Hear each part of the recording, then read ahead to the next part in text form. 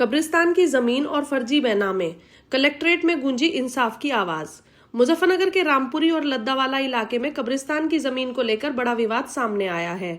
शुक्रवार को इलाके के दर्जनों लोग कलेक्ट्रेट पहुंचे और जिलाधिकारी उमेश कुमार मिश्रा को ज्ञापन सौंपकर कब्रिस्तान की भूमि में कथित गड़बड़ी, फर्जी बैनामे और समाज की संपत्ति में हेराफेरी के गंभीर आरोप लगाए। लोगों ने पूरे मामले की निष्पक्ष जांच कर दोषियों के खिलाफ मुकदमा दर्ज करने की मांग की है। मोहल्ले वासियों के अनुसार खसरा नंबर 382/1, 382/3 और 382/4 की भूमि वर्षों से कब्रिस्तान के रूप में इस्तेमाल होती आ रही है। यहाँ इलाके के मुस्लिम समाज के लोग अपने परिजनों को दफनाते रहे हैं और इसे पुरखों की निशानी माना जाता है। आरोप है कि कब्रिस्तान की देखरेख कर रहे व्यक्ति ने अपने रिश्तेदारों और परिचितों के नाम पर कथित रूप से जमीन के बैनामे करा दिए।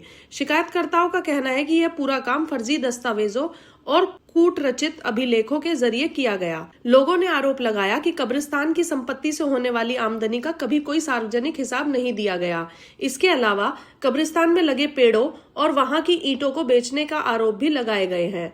लोगों का कहना है कि जब समाज के लोगों ने कब्रिस्तान की देखरेख दूसरी कमेटी को सौंपने की कोशिश की, तभी से विवाद और बढ़ गया। आरोप है कि लोग अब कब्रिस्तान को निजी संपत्ति बताकर वहां शव दफनाने तक से रोकने की धमकी दे रहे हैं। जिलाधिकारी ने मामले की निष्पक्ष जांच का आश्वासन देते हुए एसडीएम सदर को जांच कर आवश्यक कार्रवाई के निर्देश दिए हैं। फिलहाल इलाके में इस मुद्दे को लेकर तनाव और चर्चा का माहौल बना हुआ है। क्या नाम है आपका? मेरा नाम डॉक्टर फुरकान मलिक है और हम लोग लद्दावाला रामपुरी कब्रिस्तान के आसपास से आते हैं। और आज हमारी शिकायत ये थी, हम जिलाधिकारी महोदय से मिले हैं। हमारे क्षेत्र में जो कब्रिस्तान है उसके जो संरक्षक चुने गए थे मोहम्मद राशिद, उन्होंने रात के अंधेरे में 30-40 हरे पेड़ जो कब्रिस्तान के थे वो काट के बेच दिए हैं। इसके अलावा उन्होंने कब्रिस्तान की 804 गज जो जगह थी वो अपने परिवार के लोगों के नाम दान पत्र कर दिए, वो बेच दिए और एक उनके ही जानने वाले जो वकील हैं उसके नाम भी एक बिनावा कर दिया है। उसी को लेकर हम जिलाधिकारी महोदय से आज मिले थे। उन्होंने कार्रवाई के लिए हमें आश्वासन दिया है कि इस पर कार्रवाई की जाएगी। पहले भी कार्रवाई हुई थी उसमें? पहले भी हम लोग उसमें गए थे, उसमें एसडीएम साहब ने यथास्थिति के आदेश कर दिए थे, मगर उनके भी आदेश ताक पे रखते हुए उन लोगों ने क्या किया कि रात के अंधेरे में जो दबंगई तरीके से 30-40 जो हरे पेड़ थे वो काट के बेच दिए।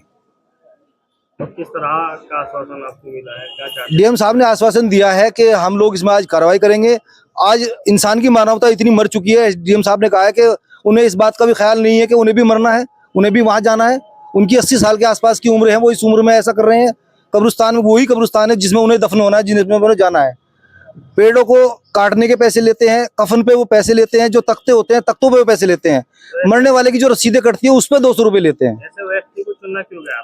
वो दरअसल उन्होंने, उनके परिवार के ही लोग उस कमेटी में जिम्मेदार शामिल हैं। उसको भंग करने के लिए 3-4 लोगों के जो स्टेटमेंट है वो आ चुके हैं कि हम लोग इस कमेटी में नहीं रहना चाहते हैं, ऐसे आदमी के साथ में नहीं रहना चाहते जो गलत काम कर रहा है, जो कमेटी के विरुद्ध काम कर रहा है। ऐसे लोगों के साथ में उन लोगों के जो त्याग पत्र हैं वो आ गए हैं, बाकी कुछ लोग रह गए हैं, लेकिन उसके बाद भी वो उससे इस्तीफा नहीं दे रहे हैं। क्या मांग करते हैं? डीएम साहब से हम ये मांग करते हैं कि उस पर कार्रवाई की जाए। ऐसे लोगों की समाज में जगह नहीं है। ऐसे लोग सलाखों के पीछे होने चाहिए जो लोग कब्रिस्तान तक की जमीन को बेच देते हैं।